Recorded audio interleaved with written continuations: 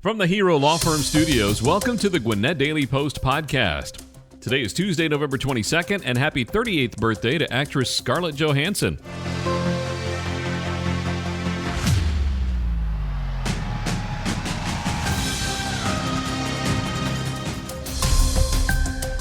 I'm Dan Ratcliffe, and here are your top stories presented by Peggy Slappy Properties. High school football juggernaut Buford was shocked by Walton in the state playoffs. 2 school board members raised questions about GCPS discipline numbers. And we learned how Universal Joint in downtown Lawrenceville has gone above and beyond to support the city's residents. We'll have all this and more coming up on the Gwinnett Daily Post Podcast.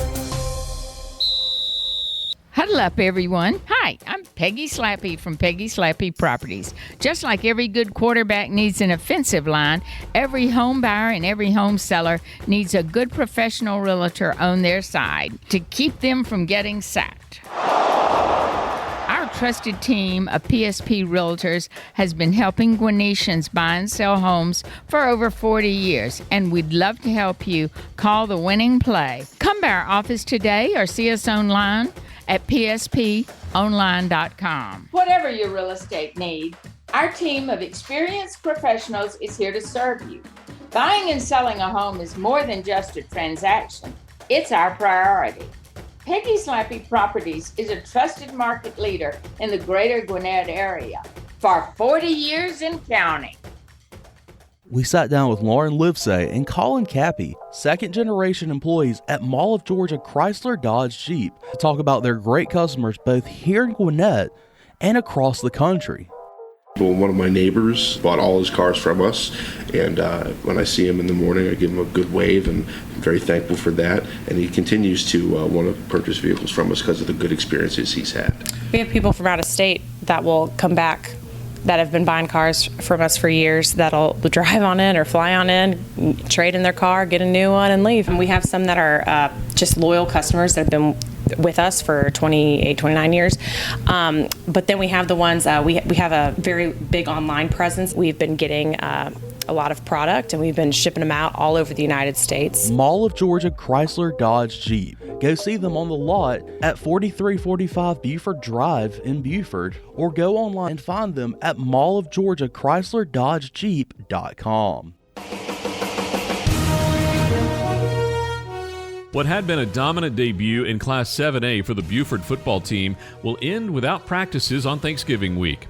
Walton stunned the previously unbeaten and number 1 Wolves 42-35 Friday night in the second round of the state playoffs, handing the hosts their earliest postseason exit since 1999.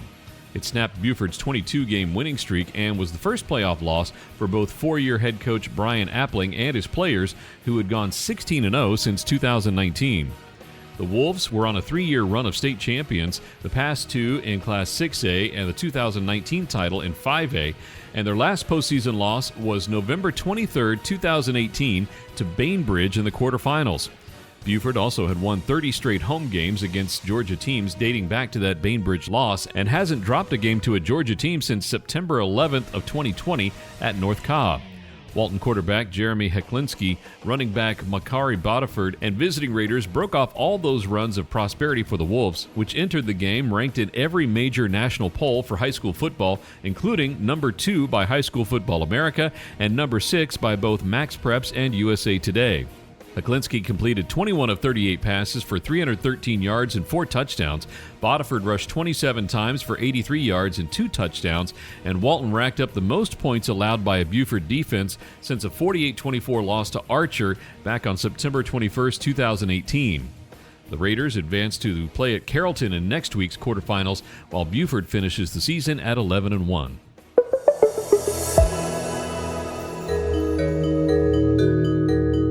Two Gwinnett County School Board members raised questions about Gwinnett County Public Schools' data on discipline incidents in schools, with one of them publicly rescinding her support for the district's new discipline policy on Thursday night.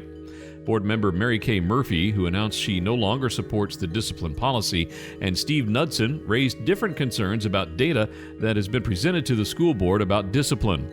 Knudsen railed against GCPS Superintendent Calvin Watts while referring to numbers the board received earlier in the day about violent incidents and comparing that to data the board received last month about tribunals being down. The violent incident data presented on Thursday showed that between August 1st and October 31st, incidents involving handguns, fighting, pellet guns, razors or blades, and other physical altercations between students were up from the same time period during the 21-22 school year. Watts responded to Knudson's criticism about the increase in major incidents versus the decrease in tribunals by asserting that the district will not allow violent behavior or other major infractions to occur. Murphy said she's concerned that not all disciplined students, particularly nonviolent offenses, are being reported in the district's discipline numbers. When she asked Director of Academic Support Eric Thigpen about the issue earlier in the day, he said the district is still looking at how it responds to absence without leaving issues. AWOL situations are considered low-level violations under GCPS's new discipline policy, which means teachers are designated with handling the discipline for those infractions. Thigpen said data has shown that absence without leave violations, like other more serious violations, are up this year. Ready, set, hike. Bobby, snap the ball. This ball's the only thing holding me up right now. Cam Robinson rushed 21 times for 135 yards and 2 touchdowns to lead Mill Creek to a 43-7 victory over North Cobb in the second round of the Class 7A state playoffs at Emery Sewell Stadium Friday. The Hawks, who scored 43 unanswered points and held the Warriors to 122 total yards, will host Westlake in the quarterfinals next Friday. Meanwhile, North Cobb watched its season come to a close in the second round of the playoffs for the 4th straight season. Leading 36-0 at halftime, Mill Creek scored on its first possession of the second half, driving 65 yards on 10 plays to go ahead 43-0 on Clark's 1-yard scoring run with 9:14 left in the third period. The Hawks outgained the Warriors 265-28 in total offense in the first half. North Cobb had 3 first downs compared to 12 for Mill Creek. The Warriors failed to complete a pass in the half.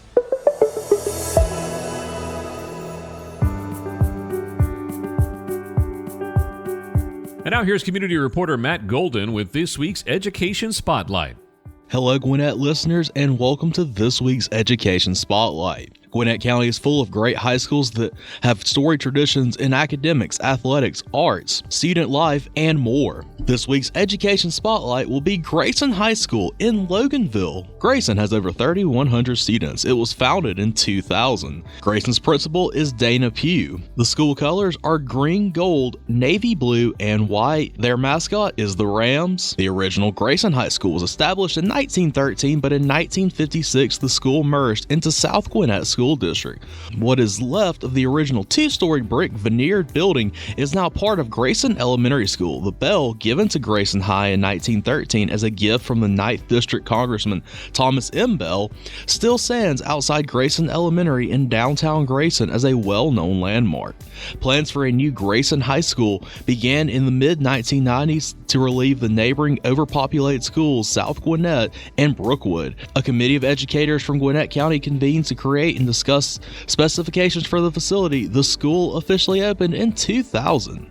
Feeder schools for Grayson High School are Grayson Elementary, Farr Elementary, Starling Elementary, and Tripp Elementary. Feeder middle schools are Bay Creek Middle and Couch Middle. Grayson's notable alumni include Eric Oddie of the National Premier Soccer League, former Oklahoma State track and field runner and international track star Karubal Aressa, former Clemson and current NFL running back Wayne Gallman, country music singer John Langston, the Detroit Tigers' Austin Meadows, former Ole Miss star Denzel Kimdichie, and his brother, former Ole Miss defensive tackle and current NFL player Robert Kimdichie.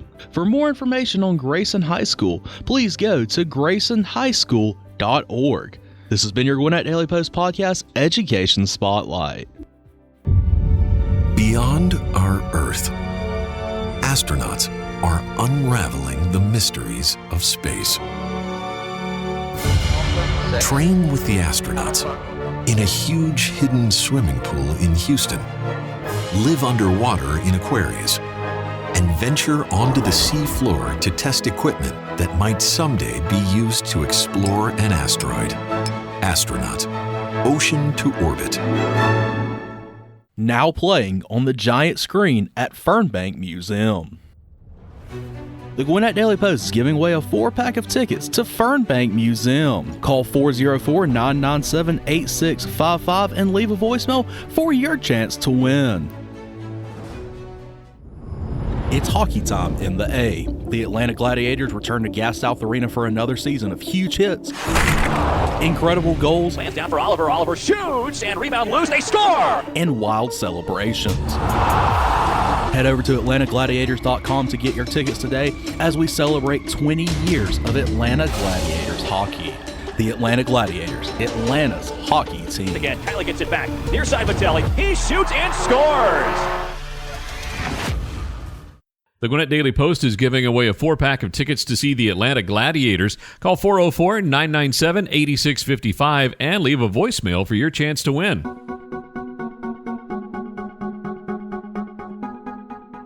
The Georgia Department of Community Affairs recently announced that it will award $27,980,000 in 9% housing tax credits to construct or preserve 28 affordable rental housing developments, including 2 in Albany.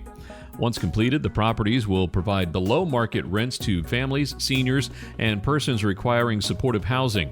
The 2 Albany developments include $1.1 million for Point River, a family project, and West Point Senior, a $1,069,000 housing for older persons project. The 28 awardees were among 61 applications. The awards are equitably distributed across Georgia. The awards include 9 new construction rural developments, 7 new construction Atlanta metropolitan developments, 8 new construction other metropolitan developments, and 4 developments preserving existing housing. The selected developments will target varied household tenancies, family, housing for older persons and elderly, and include supportive housing for persons with disabilities and housing integrated with supportive services for survivors of domestic sex trafficking.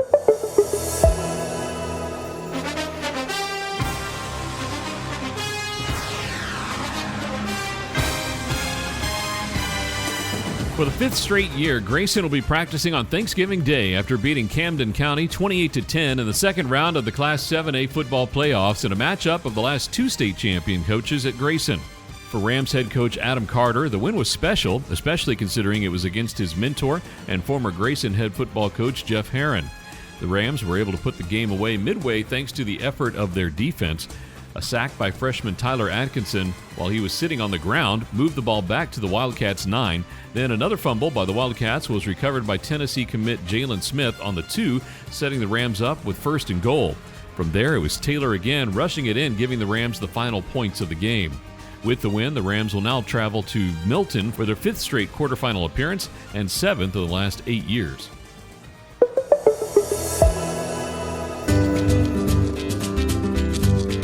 Now, in our DTL Download interview series, let's learn how Universal Joint is not just a great spot for a good meal and drinks in downtown Lawrenceville, but how they also supported the community during the pandemic. Okay, so if you want to give your name, where you're from, who you work for, and a little about yourself. Hi, I am Bruce Kennedy, and I'm one of the owners of the Universal Joint here in Lawrenceville. We've been here for almost 8 years now. We started in Decatur 25 years ago. We've got 7 locations. Very proud of our Lawrenceville location. The city's worked with us. Things are going really well. So tell us a little bit about what Universal Joint is. So Universal Joint is all about community. So we don't do any advertising. You're not going to see us in many magazines, things like that. But football fields, basketball courts, baseball fields, you're going to see us there. When we had the pandemic first started, we closed down, turned into a true general store. And then we felt so lucky that we were blessed that we delivered about 6,000 meals over to Northside Gwinnett Hospital. We teamed up with them, and we took 75 meals in the morning, 75 meals in the night. We did that for 2 years. We're all community-based, meaning that our customer base is 98% repeat business. They're all regulars. We call them the UJ family. That's how it is in our business. We feel like the people come in. It's a laid-back restaurant. Our tagline is called "Drink Well with Others." So we do believe in drinking a little bit, but besides that, we're family-oriented up till about 10, 11 o'clock at night, and we're a little bit more of a bar late night. But if you put us into perspective based on any other restaurant out there, you're going to find that U-Joint is full of just family, friends, laid-back, comfortable atmosphere, a place that you can go and just kind of be your second home. I love that. So what kind of food are you going to find at U-Joint? All right, let's start out. We have the best burgers in Gwinnett County. Okay. All right, so Angus been buying them from the same company for years. But besides the burgers, which are really well done and people love them, we have great quesadillas, tacos.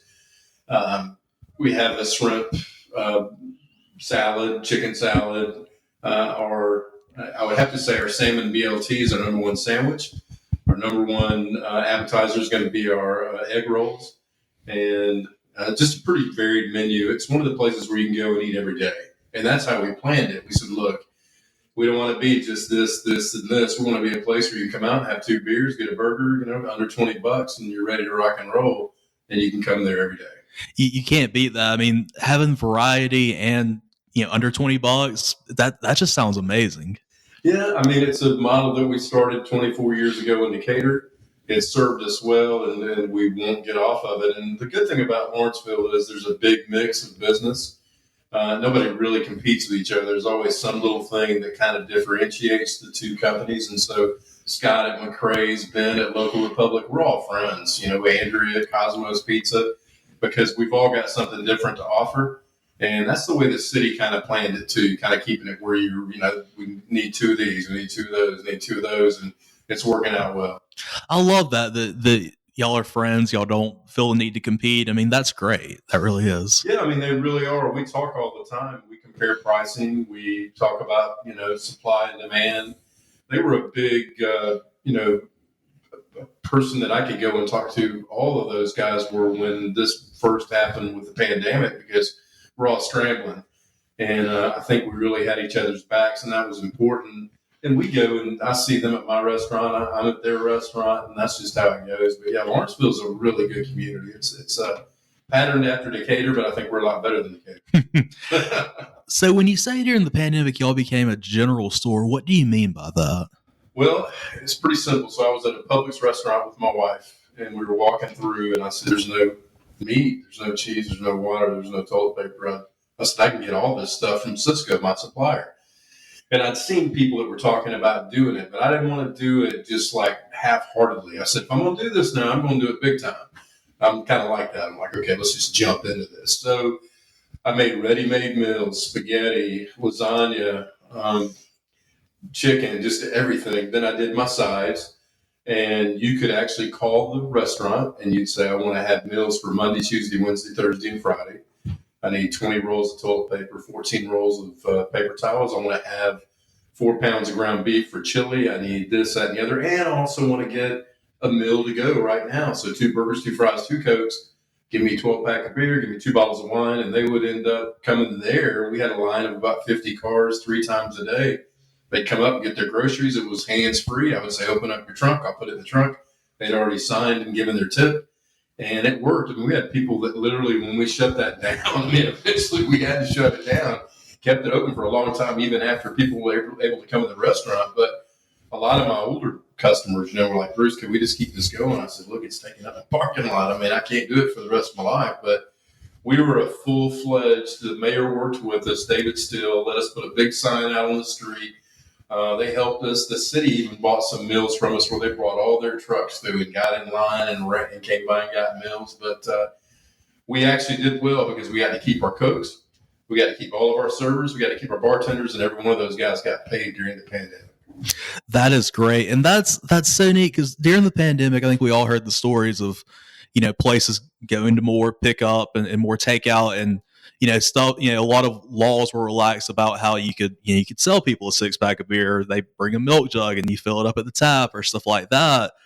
But the fact that y'all went above and beyond, did toilet paper and all kinds of things, I mean, that's awesome. And that really is something that was very much needed in those early days. And I found out that it was really a great opportunity for us to have some fun too, because, there wasn't a lot of, interaction. I just couldn't. I was with my family and I was with my workers, and that was really it. So a car would pull up and it'd be a regular, and I'm like, hey man, I'm going to go in and get us a shot of schnapps. You want to do it with me? And just things like that. But then we even started having we'd say, okay, we're going to have chicken buckets tonight. So we can only cook, 1 every 15 minutes. So we're going to have chicken buckets tonight with 2 sides and some biscuits, and it's going to be $20.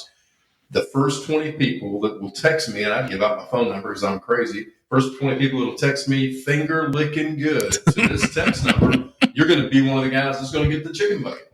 And I swear people would hop on that within an hour. I'd be sold out. And I did little games like that. I was just trying to play around, have fun, and it got entertaining. We built up our Facebook and Instagram accounts up to 10,000 people because people were hopping on board with it. And that also made me realize the importance of the internet. Yeah. I really was not sold on social media until I figured out during the pandemic, social media was huge, and we've kept that up. So, everybody always says, you can learn something from a bad thing. That was probably the biggest takeaway from us is number one, community. Number two, the internet works. That's been a big thing. I feel like is the pandemic really taught us how we can use the internet to keep connected when we can't necessarily see each other. So, y'all went through that. That's some great stories. So now, you said, restaurant during the day goes more to a bar at night. What does that kind of look like when it goes to a bar? So, and I'll shoot you straight. So our jukebox, for instance, only plays music that doesn't have any profanity in it all the way up until about 10, 11 o'clock at night. And then at 11 o'clock at night, it's more of a free-for-all. We figure, at 11 o'clock at night, 10 o'clock at night, there's not going to be any underage, in there at that point. And so we go a little bit away from the family concept because they're gone. And I think our customers really appreciate that. They know it. I mean, you can see people trickling in around 10, and they're kind of looking around like, okay, this is going to change in 30, 45 minutes. And they're the younger crowd. And then the older crowd, it's 9:30, and they're like, all right, we're about to get out of here. It's almost time. But I say that jokingly because it's true, but good Lord, I mean, my customer base is, anywhere from 21 into 75. And so we have, 50, 60-year-old people there on Friday and Saturday night at 12, 1 o'clock in the morning too. So it's a big family mix. The main thing we are concerned about is we just never want to turn anyone away no matter what. And we want everybody to have a good time. So we're the laid back place. In fact, I tell all of my bartenders, all my servers, everybody, my managers, if anybody walks in and they look like they're not wanting to have a good time, just tell them to go somewhere else. We're just looking for fun and hugs and cutting up, and we're big for ball games. So big Georgia Falcons. I mean, I love football and baseball, the Braves. We almost made it to the World Series, but we're a pretty good sports bar too. That's awesome to know because in the South and Metro Atlanta, you definitely need to have a good football setup. In the South, we're in the South. Absolutely. We don't have to have a big opinion on who our favorite team is because they're all really good. So, do y'all ever do any kind of like music or anything at the bar? So we do. We have music usually every Thursday night, and we have music on Sunday brunch. We've tried some Friday and Saturday night music, but typically Sunday brunch is really good. Keep it acoustical. We like to have people that play where that I can say this, hey, if I want to come in and have a conversation, I can have a conversation. If I want to listen to music, I can listen to music. So we don't want anybody overpowering. But, yeah, usually music in the spring and fall particularly. We've been going now with probably fall music for the last 2 months. 2 or 3 times a week. So it's been good. Max Eve is a great one that everybody knows around the area, and he comes over and sees us, and Rice and White. We got some great groups to come in. So, earlier you talked about community, you talked about doing stuff with the hospital. What other projects are y'all involved with right now? So we do the Hope Clinic is here in Lawrenceville. The Hope Clinic is a free clinic for giving people that are underprivileged medical aid, transportation, bringing them meals. They just had their annual golf tournament at Sugarloaf and TPC. And so we supply the lunches. So we go over, drop off, 130, 150 lunches. They put them in the golf carts, take those guys out there. They play golf and they come back in. They auction off on things. We gave them some gift cards to auction off. So that's one thing. We do Camp Sunshine. So we have another golf tournament that we put on by ourselves, all of our restaurants. And its benefits, Camp Sunshine. It's called the In the Weeds tournament because by the time people drink a couple of beers, they're usually in the weeds. And that's one of our biggest fundraisers. Another fundraiser we do is for, the pet shelters here. One's in Loganville and one's in Buford. And we have our chili cook-off each year, and we use the money that we make off the proceeds to go to them. Our chili cook-off, we had almost 1,000 people last year. It's the second or third week of February 2023. So put a little plug in there for the chili cook-off. It's one of our favorite events, and all the money goes to a charity. That is so cool. So it sounds to me like y'all love giving back to the community, helping people, and having a good time while doing it. Good time is the main thing. I always tell people, I said, if I can be happy, if my employees are happy and my customers are happy, I'm going to be happy. And I'm gonna turn a profit. That's as simple as that. But man, I like to spread cheer throughout my restaurant. I mean, we call them table touches, but that's not even a word for me. It doesn't mean the same thing. But if you talk to a manager, like, look, go touch tables. Man, I'm not touching tables. I'm making friends. We're just very happy to be a part of Lawrenceville. I mean, these guys have really backed us here. I think they're really on our team. We got a great group of people over at the Universal Joint. We've got some great friends, great customers, and we're just happy to be here. Gwinnett County Public Schools is looking for bus drivers. The Gwinnett County Public Schools transportation team transports over 133,000 students to school every day. GCPS also offers world-class training for drivers. You'll get commercial driver's license training from a team of professionals, all while receiving full pay and benefits. Earn up to $27.03 an hour and make the difference in the lives of students. To apply today, visit gcpsjobs.org/drivers. Why talk to Tom M. Wages Funeral Home Service today? You remove the financial and emotional stress from your loved ones. On the worst day of their lives, your family doesn't need to add financial stress to the pain of loss. You protect them. A pre-funded, pre-arranged funeral allows your family to grieve and mourn without the worry of how to pay. Plus, the peace of mind you have knowing everything is taken care of is priceless. Don't leave the worry and stress to your loved ones. Take care of your funeral pre-arrangements now. Let the family service professionals at Tom M. Wages in Snellville or Lawrenceville help you. Call Tom M. Wages today at 770-979-3200 or email jim@wagesfuneralhome.com. Tom M. Wages, the most respected and requested funeral home in Gwinnett County.